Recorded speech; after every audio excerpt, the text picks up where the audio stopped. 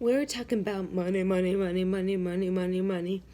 Yo, do not skip this chapter. Let me just be super clear, people, because I am almost 6 years married. This chapter is mad important because I was that girl who was clueless about money. Okay, so let's just talk about this.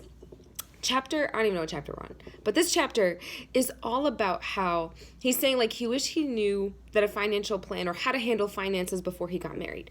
The reality is, you guys, we're so sheltered until we're married in terms of finances as we grow up. Like, especially if you're under your parents' wing and you're going to school and you don't really have a job and your basic needs are being met, there isn't really a full awareness of what's required to sustain life financially.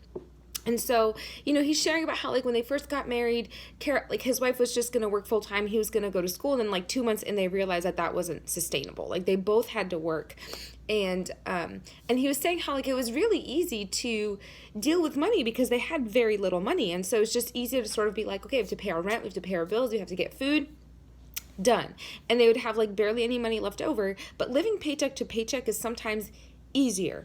He actually said that more money meant more problems. So the finances became more of a battlefield when the finances actually came, which is super interesting because that's actually more of like where Graham and I are right now. Like, for a long time, for the first 5 years of our marriage, it was like paycheck to paycheck.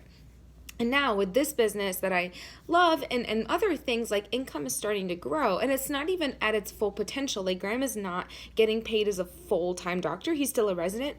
But I always wonder, like, I struggle with plenty, like, too much of anything. I'm like, why do we need all this, right? And so this has been such an important chapter for me because we're already now starting to talk about when we do have all of this income, how will we use it and steward it well? It shouldn't be all hoarded to ourselves. So how can we honor God with our finances? So he says that you need to develop a plan before you're married. Y'all, develop a plan if you're single. I don't care if you're single. This is relevant to you just as much. So agree first that it's not my and your money. It's our money. You do everything together. You share your income. You work as a team. It's not his and her debt. It's our debt. It's not his or her savings. It's our savings.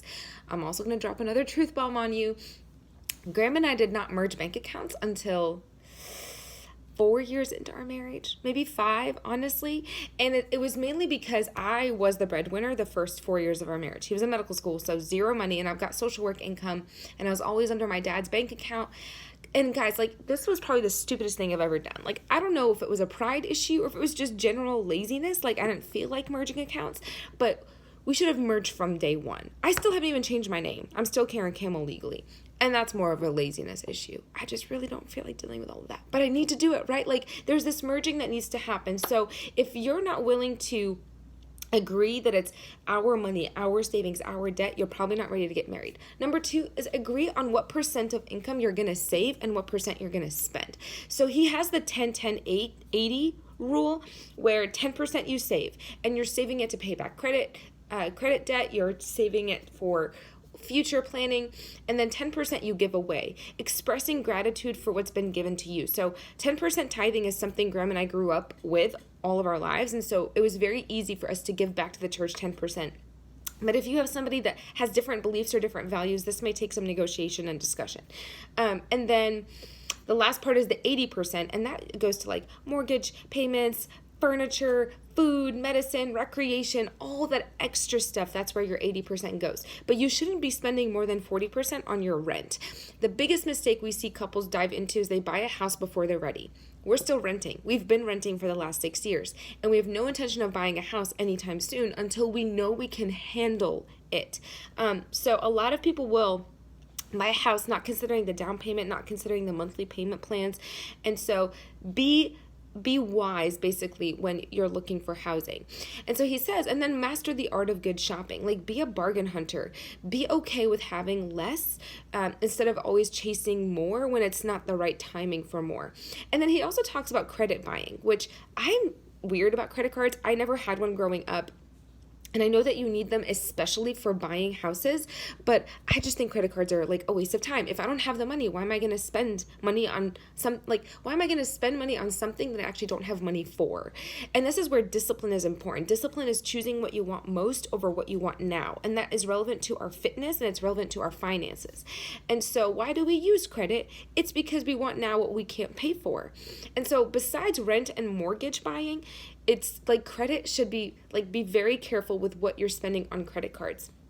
I love what he said. He said, why should you buy in 1 year what your parents bought in 30 years? Like, so true, right? Okay, so one thing that he basically says is that one of the final two things is agree that no major purchases should be made without talking to each other. So pick a number. Graham and I picked $50. Some couples pick 100. Like if it's over 100, we should talk. 50 for us made more sense because 50 is still a decent amount, especially when you don't have a lot of money. So for us, we talk about anything that's over 50.